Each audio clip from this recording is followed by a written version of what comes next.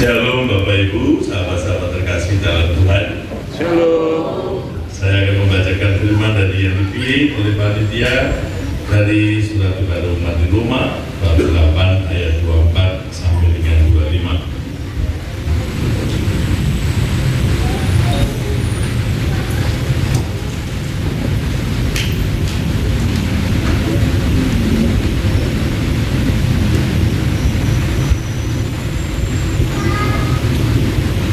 Sebab kita diselamatkan dalam pengharapan, tetapi pengharapan yang dilihat bukan pengharapan lagi. Sebab bagaimana orang masih mengharapkan apa yang dilihatnya, tetapi jika kita mengharapkan apa yang tidak kita lihat, kita menantikannya dengan teguh. Saya mau membawanya dalam kaitan dengan ayat 22 sebelumnya ya. Sebab kita tahu bahwa sampai sekarang segala makhluk sama-sama mengeluh dan sama-sama merasa sakit bersalin.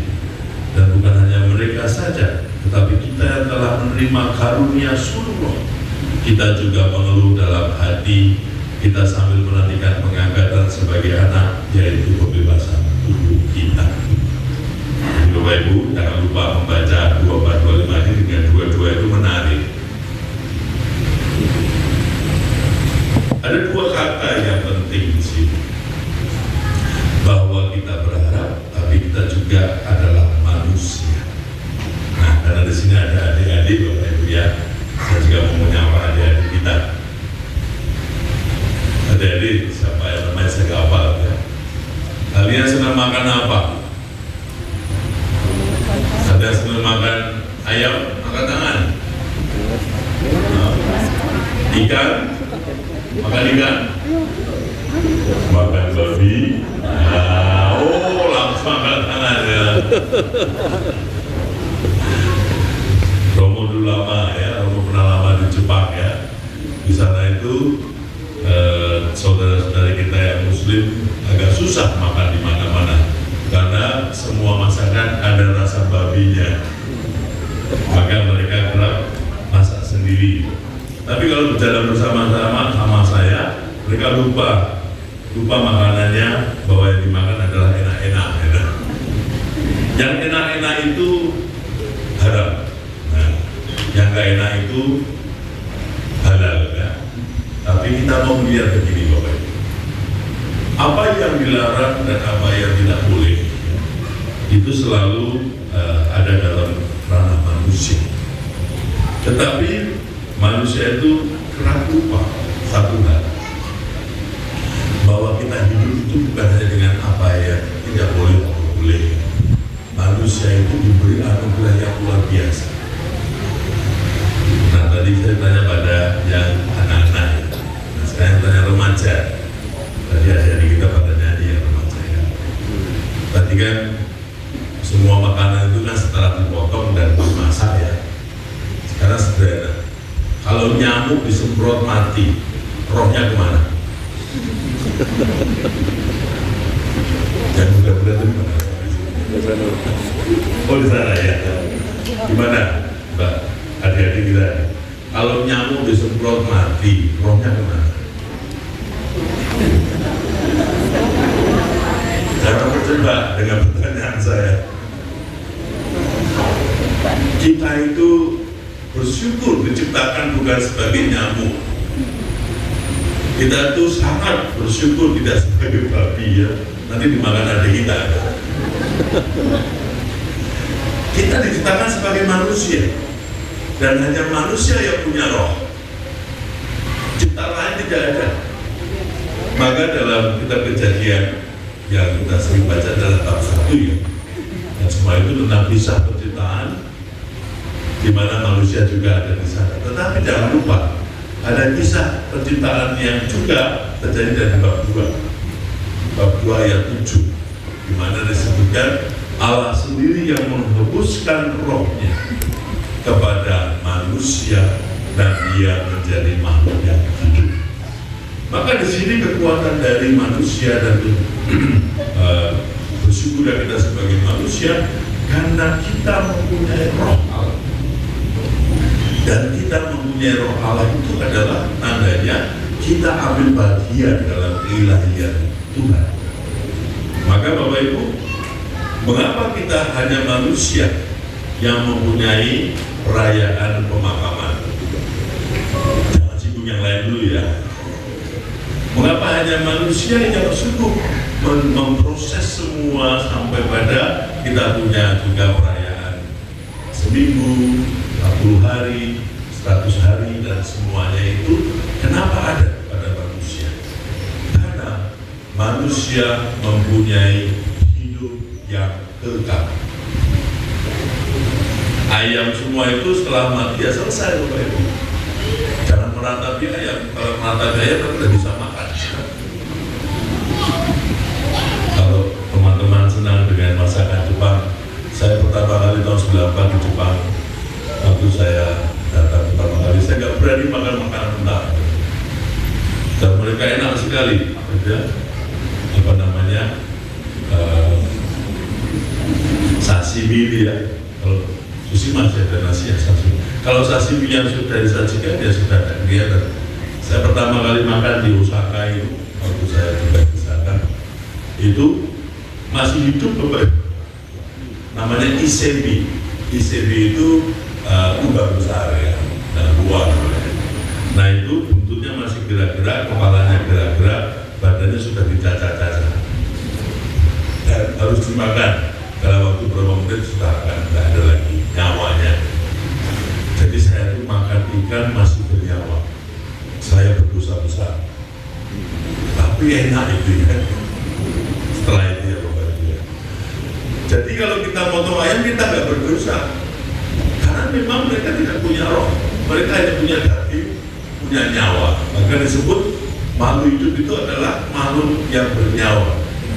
Tetapi manusia tidak hanya bernyawa, manusia mempunyai roh. Maka manusia tidak boleh dibunuh, karena dia bukan miliknya siapa, dia hanya miliknya Allah. Dan manusia hidup sesuai dengan panggilannya, mengarah kepada Allah. Dan inilah yang mau saya ajak Bapak Ibu merenungkan tentang harapan. Mengapa kita berharap? Tadi dalam bacaan dan juga dari dalam lagu-lagu ya, tadi dalam beberapa juga ya. Makanya kalau mau jualan itu hari Natal, pasti pada belinya lebih, entah dapat bonus dan apa ya. Maka kalau jualan jangan pas hari biasa Bapak Ibu. Bapak Yohanes selamat atas rezekinya, karena Bapak hanya mendapat 1 hari kerja untuk setahun. Ngeluhnya sekali, rezekinya setahun. Yang tadi dikatakan ayat 22 ya, kita itu berharap tapi juga mengeluh. Kita itu berdoa tapi juga meratapi. Dan itulah manusia. Manusia itu masih berbadan, masih juga merasakan yang namanya kalau duduk lama itu pinggangnya sakit gitu. Kalau jongkok lama itu ya semuanya sakit ya. Tapi jangan lupa bahwa kita yang bertubuh ini mempunyai harapan. Jadi tidak ironis Bapak Ibu, itu paradoks. Jadi kalau ironis itu kan kita berdoa kok doanya nggak datang-datang ya. Seperti Pak Yohanes tadi, berdoa meratap, tapi tetap berdoa, nggak berhenti. Dan itulah orang beriman. Orang beriman itu terus berdoa, terus berharap, tapi tidak menentukan bahwa Tuhan harus begini. Kadang-kadang kita seperti itu. Tetapi orang yang beriman dan berdoa itu adalah orang yang menaruh harapan pada Tuhan, sekaligus tetap setia menantikan kedatangan Tuhan. Dan inilah kekuatan dari harapan. Mari kita lihat dalam ayat 24. Sebab kita diselamatkan dalam pengharapan. Saya mau menggantikannya dengan Matius ya Bapak Ibu ya.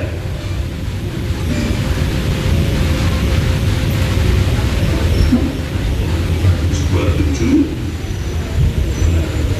kecil dengan kelihatan wayang.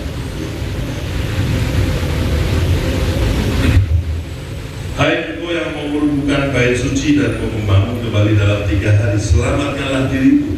Jikalau engkau anak Allah, turunlah dari salib itu. Ayat 47 ayat 43. Yang ayat 42. Orang lain ia selamatkan, tetapi dirinya sendiri tidak dapat ia selamatkan. Apakah ia Raja Israel? Baiklah, ia turun dari salib itu dan kami akan percaya kepadanya. Ia menaruh harapannya pada Allah. Baiklah, Allah menyelamatkan dia jikalau Allah berkenan kepadanya. Karena ia telah berkata, aku adalah anak Allah. Dalam 8:24 surat kepada umat Roma dan dikatakan, sebab kita diselamatkan dalam pengharapan. Dan Yesus ketika disalib diolok-olokkan oleh mereka yang tidak percaya Yesus adalah anak Allah. Dan apa yang menjadi harapan Yesus? Ia tetap setia menjalankan semua kehendak Bapaknya sebagai manusia. Jauh lagi Bapak Ibu ya, Yesus di kayu salib dan di sana ada salib besar itu. Dia punya satu harapan besar, bahwa semua yang ia lakukan dengan setia, bahkan sampai mati di kayu salib, sungguh menjadi awal dari semua yang namanya keselamatan.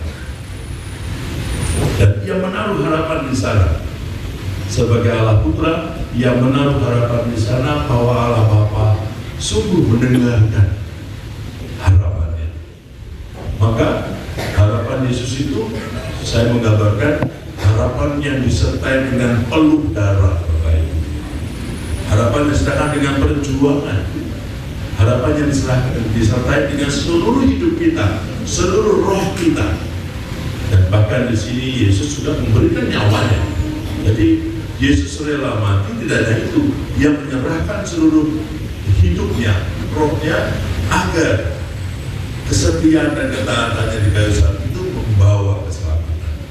Karena itulah sekarang kita merayakan, karena kita diselamatkan oleh pengharapan akan Yesus tadi.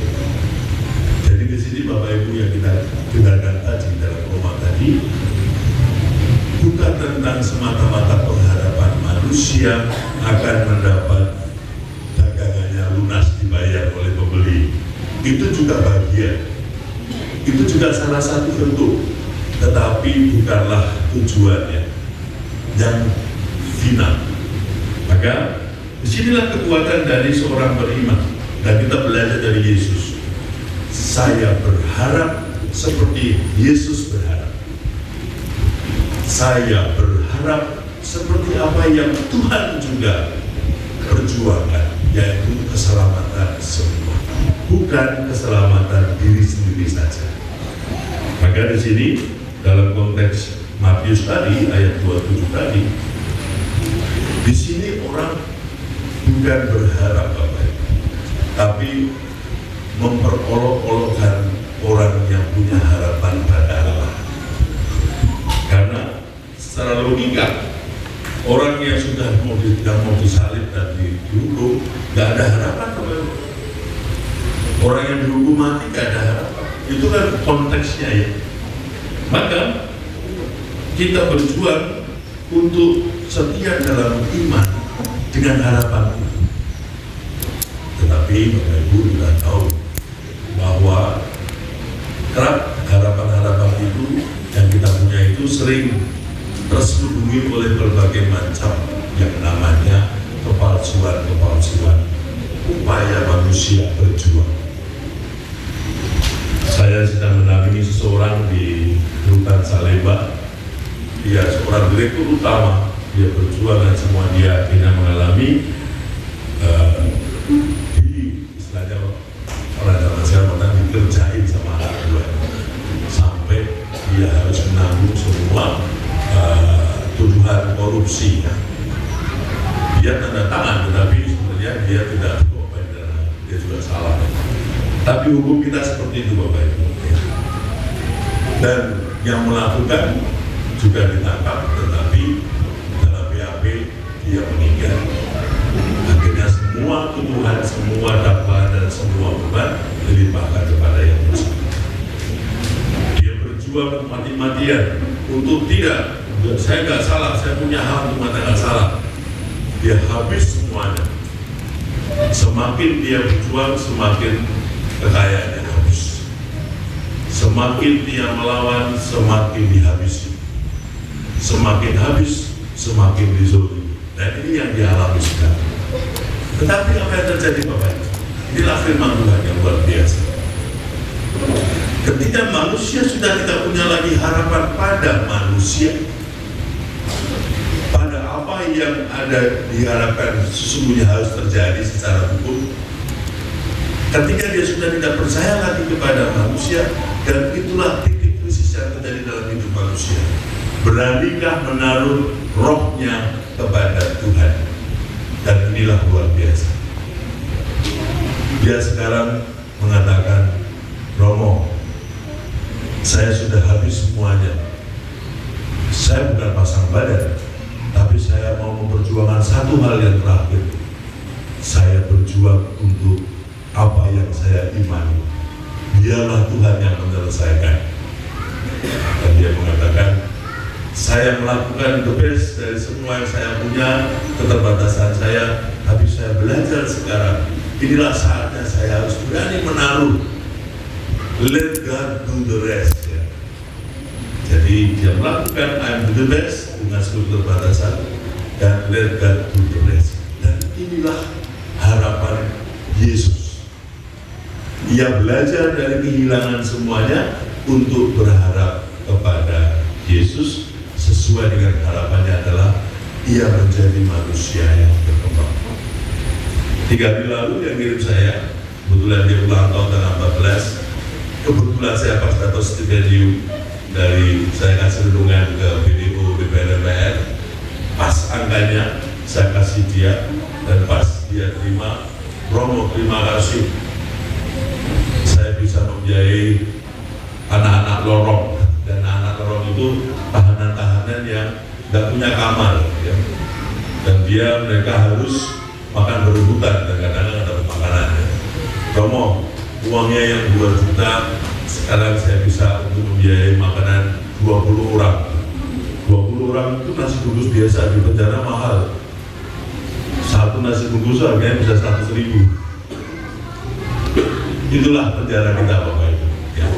Tapi itulah realitas dunia. Semakin dilawan dia malah capek ya. Tapi kemarin lagi dia mengatakan, Romo, saya dapat lagi rezeki, maka sekarang ada lorong lain yang bisa dapat rezeki, tapi diberikan oleh sipir. Saya melihat ada warna yang baru di sini.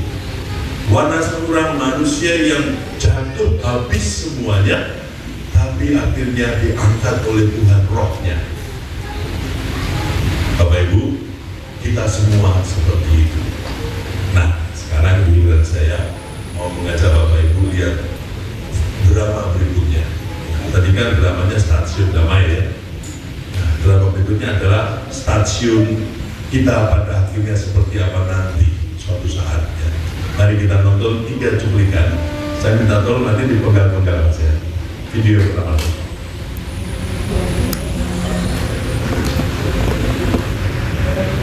Ada resto yang namanya restoran of Mystic Orders yang artinya gas itu pun masih bisa salah tulis. Kalaupun benar tulisnya, yang keluar entar makanan yang berbeda. Konsep resto ini memang gila banget. Pendirinya adalah Shiro Oguni. Dia sengaja mempekerjakan para lansia dengan gangguan penyakit demensia, yaitu penurunan fungsi otak seiring usia yang kian menua. Resto ini menawarkan berbagai menu makanan, tetapi pesanan pengunjung akan sering salah. Misalnya, jika pengunjung memesan steak, mereka mungkin akan mendapatkan nasi goreng. Jika pengunjung memesan es krim, mereka mungkin akan mendapatkan sup. Oguni mengatakan bahwa resto ini bukan untuk mengejek orang dengan demensia, tetapi untuk membuat mereka lebih dihargai dan dimengerti. Bahkan resto ini penuh dengan gelak tawa ketika pramusaji salah bawa makanan. Dari data sebanyak 37% kesalahan yang dicatat oleh pramusaji salah. Meskipun demikian, 99% tamu mengaku merasa bahagia dan 95% tamu bisa mengerti bagaimana keadaan para penderita demensia tersebut. Bagaimana? Yang pertama itu adalah resto serba salah. Jadi ibu pesannya bakmi, keluarnya bistik, wah seneng ya. Tapi kalau bapak dikasih beli bistik dikasih mie ayam, dan ini menggambarkan Bapak Ibu, inilah juga pengalaman manusia berjumpa dengan keterbatasan. Kalau tadi teman saya berjumpa dengan masalah hukum, kita tidak perlu jauh-jauh mempunyai masalah hukum, kita pasti akan mengalami secara alami keterbatasan itu. Salah satunya ketika kita menghadapi situasi ada salah satu anggota keluarga kita terkena demensia. Ini sudah melambat sekarang karena Bapak Ibu, usia kita, life expectancy-nya itu makin panjang. Maka kita bahagia makin panjang, tapi juga kita perlu perjuangan bersama. Karena ada di mana kemampuan degenerasi.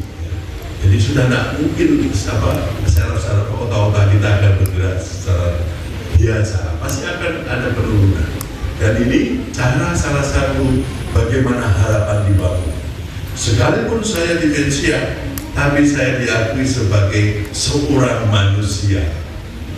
Itu Bapak Ibu. Kita tidak dikatakan sebagai demensia. Saya sebagai seorang manusia mempunyai harkat martabat. Dan inilah harapan kita. Maka dengan semakin kita menjadi tua, kita bahagia. Kenapa? Mereka masih menganggap saya manusia, bukan manusia yang sakit. Meskipun kita juga sakit. 99% mengatakan semua puas dengan pelayanan para demensia, dan 95% memahami apa itu demensia. Nah, berikutnya, kalau demensia itu membuat seseorang semakin apa yang kita lihat?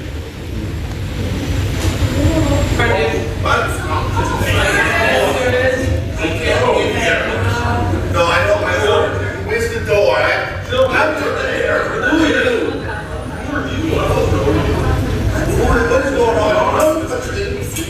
No, I know I'm not supposed to be here. No.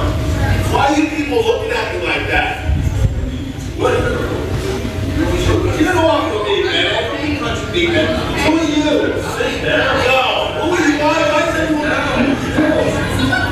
why are you looking at me? Don't look at me. I know I'm gonna be here. Get away from me. Why am I here? Where am I? What is going on? Where am I? Where am I? Where am I? Look, don't touch me, man. Get your hands off of me.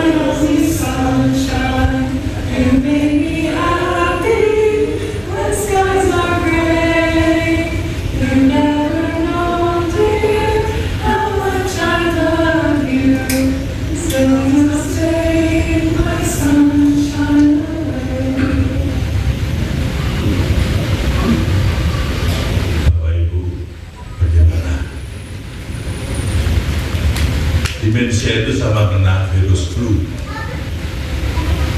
Ketika kita menerimanya sebagai bagian dari perjalanan hidup, saya mempelajari ini, saya ambil degree dan clinical counseling, dan saya pernah juga berjumpa dengan satu hospice rumah sakit di Boston. Mereka berhadapan menangani berbagai macam tipe-tipe dari demensia Alzheimer. Yang saya kagumi salah satu yang dipakai di situ adalah pendekatannya dengan Eden alternatif. Jadi kalau kita bayangkan Eden itu kan dia ular, ya singa, semua bersama, tinggal bersama, tidak ada ketakutan, tidak ada kekhawatiran. Salah satu yang menjadi pegangannya adalah tidak ada batas di antara semua ciptaan dan semua saling melengkapi. Dan mereka punya peraturan. Rule pertama adalah tidak ada yang namanya dokter sebagai jabatan atau perawat. Mereka adalah sahabat yang ketika mereka membutuhkan sesuatu setiap saat available. Yang kedua, setiap anggota yang orang tua itu mempunyai tanggung jawab dan mempunyai hal yang perlu setiap hari dilakukan. Ada yang merawat bunga, ada yang merawat burung, ada yang merawat binatang dan lain-lain. Tapi mereka dibantu untuk terus merawat. Dan apa yang terjadi Bapak Ibu ketika mereka sudah menanam bunga itu, bunganya itu senang sekali. Dan semua menikmati itu. Dan yang ketiga adalah setiap hari mereka punya aktivitas. Ada main remi, nyanyi, dan semua. Dan semua perawat itu menjadi sahabat yang menyiapkan yang dibutuhkan. Dari saya maka 1 bulan di dalam rumah sakit itu, dan yang saya dapatkan dari review beberapa staf itu, mereka mengatakan luar biasa. Bagaimana cinta dan kekuatan untuk saling melengkapi itu adalah obat yang luar biasa. Dan itulah yang menumbuhkan semangat hidup, bahwa I'm not alone. Nah, maka salah satu yang mereka bukan adalah setiap weekend tetangga-tetangga boleh datang, anak-anak pada main, kadang anak-anak pada main kayak mereka kenal. Lalu ketika ada anggota yang sedang seperti tadi, ya sudah ditemani secara pelan-pelan. Tapi ada kenangan-kenangan yang mereka bangun setiap hari. Waktu saya pelajari apa tuh kembali itu semua pendekatan alternatif. Ternyata pendekatan ini adalah berangkat dari pesan Injil. Setiap ciptaan adalah gambaran Allah. Dan setiap ciptaan tidak berubah satupun. Manusia meskipun dia sakit apapun, dia tetap gambaran Allah. Dan gambaran Allah adalah sesuatu yang kita rayakan adalah Allah sang pencipta yang luar biasa ini menjadikan setiap manusia sangat luar biasa. Maka menghargai martabat manusia, menghargai hidup manusia sebagai manusia yang diciptakan Tuhan itu jauh lebih penting daripada fokus kepada penyakit. Karena kadang-kadang kita ketika ada yang sakit mau fokus dia, lupa dia itu juga manusia yang mempunyai cara untuk mengalami bahwa sakit pun adalah salah satu momen belajar tentang Tuhan. Seperti ketika sehat, ada banyak pelajaran yang kita alami ketika sakit tentang Tuhan yang tidak kita dapatkan ketika sehat. Dan ada yang sehat kita alami yang kita juga tidak dapatkan sakit. Nah, dari 2 pengalaman ini Bapak Ibu, apa yang terjadi? Saya belajar tentang 3, mengapa manusia kerap lupa tentang membangun harapan lewat satu sama lain, menghargai satu sama lain. Yang pertama, sumber penyakit yang paling mendasar adalah ketika kita merasa tidak berdaya, powerless. Padahal powerless itu kita semua, kita itu harus agak berdaya. bagaimana kita menerima itu ketika kita juga saling menerima kelemahan dan kekurangan diri kita dan sesama kita. Bahwa ketika seseorang powerless, kita bahagia Bapak Ibu. Itulah manusia. Kita sadar kembali bahwa itulah manusia. Yang lain adalah kosmetik.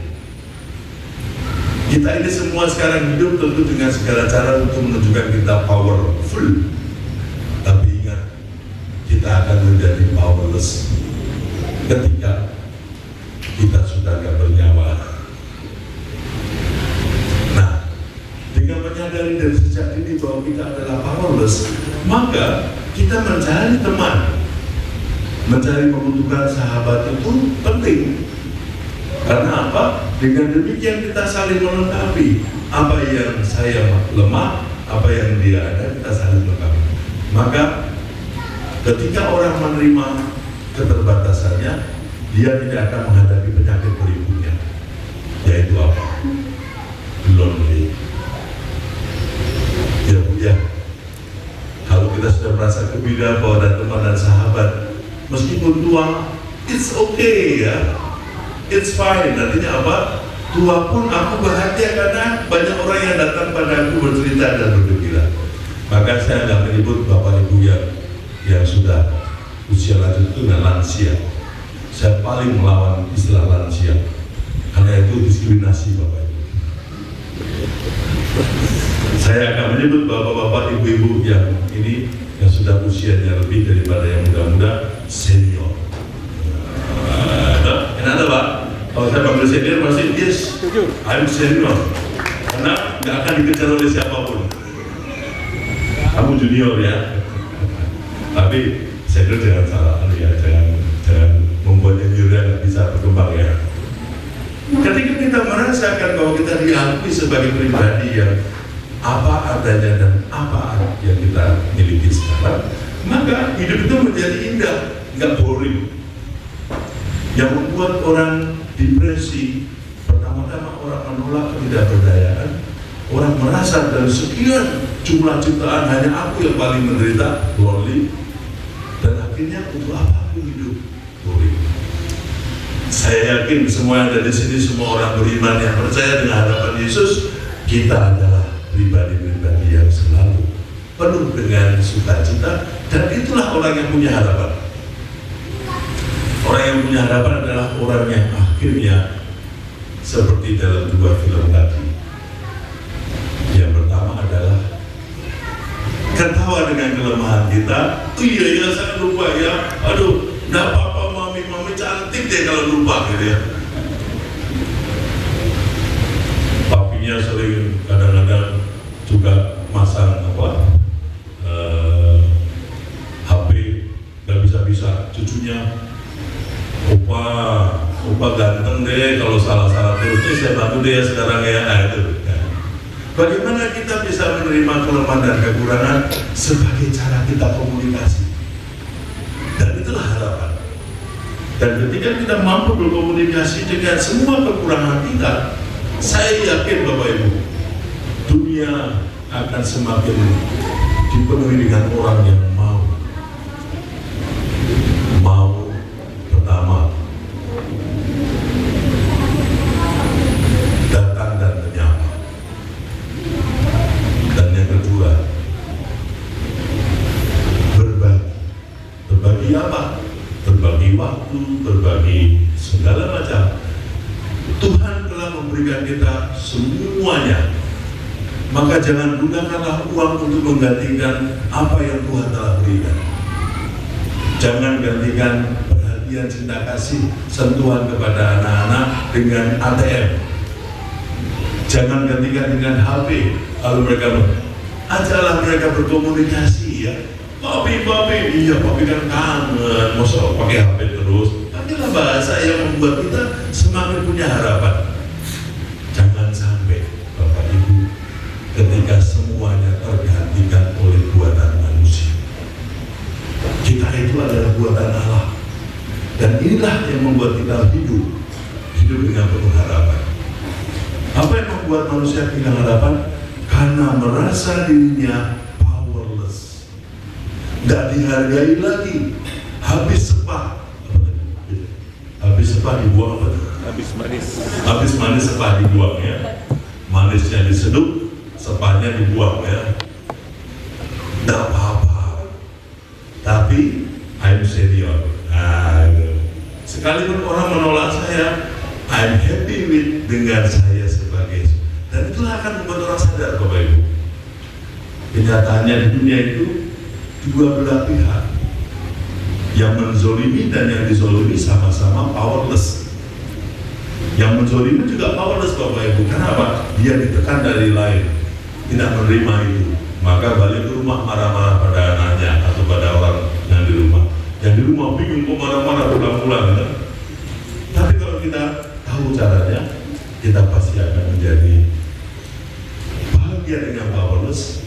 Saya butuh kamu karena saya nggak mungkin sendirian, dan enjoy dengan waktu bersama. Saya mau menutup renungan ini dengan satu cerita yang saya syukuri selalu sampai hari ini. Ponakan saya itu tahun 2015 saya nikahkan, saya berganti. 1 bulan sebelum pernikahan, tiba-tiba dia telepon saya, Om Romo, saya butuh ketemu. Saya pergi ketemu untuk buat teks misa ya. Oke, saya ketemu ke rumahnya kakak saya. Sampai rumahnya kakak saya dan kakak ipar saya, Om Murut ya, panggilnya Murut. Tolong ya Om, ada apa ya tidak begitu? Oh, serius semua. Calon suaminya sedang di luar. Saya bilang, kamu di luar di mobil, ayo masuk. Dan ternyata mereka mau selesai 1 bulan sebelum pernikahan. Oh ya, dia kita sama-sama. Saya ajak mereka berdua. Saya tanya yang satu, ya saya tanya yang satu, sama semuanya, saling menuduh. Ya. Semakin punya banyak alasan, tak pernah ada harapan. Karena alasan itu tidak nyata, Bapak Ibu. Apapun yang kita pikir dengan perasaan, semua itu tidak nyata. Maka saya bilang pada mereka, saya tahu ya semua alasan di tempat sampah yang mereka kaget. Maksudnya apa, Bu? Nah, saya moderator.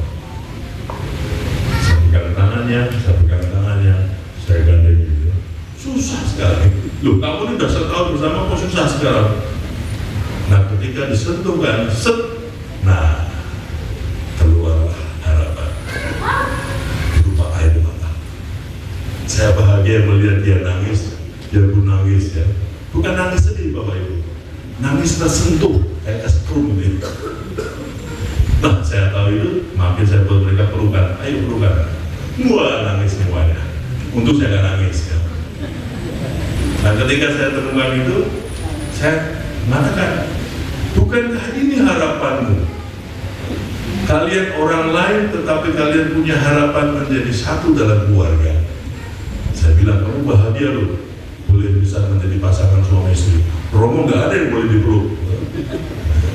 Kalau Romo peluk, Romo dipecat soalnya. Romo main-main ya. Makanya, coba renungkan, apa artinya suami istri? Orang lain yang boleh pelukan ya. Ya dua-duanya orang lain dia boleh pelukan ya, kalau udah diberkati maksud saya. Maka saya bilang, Tuhan itu mengajarkan kita jangan gunakan alasan. Alasan itu buatan manusia, buatan dunia. Pakailah tubuh Anda untuk saling mengakui keagungan Allah dengan cara peluk. Maka saya kasih tip ya. Kamu belum punya pengalaman, tapi kamu dengar banyak pengalaman ini saja. Kalau ada yang mau marah, langsung peluk. Enggak pakai alasan. Kalau tanya, kita kan mau lagi belajar sama Romo Rudi.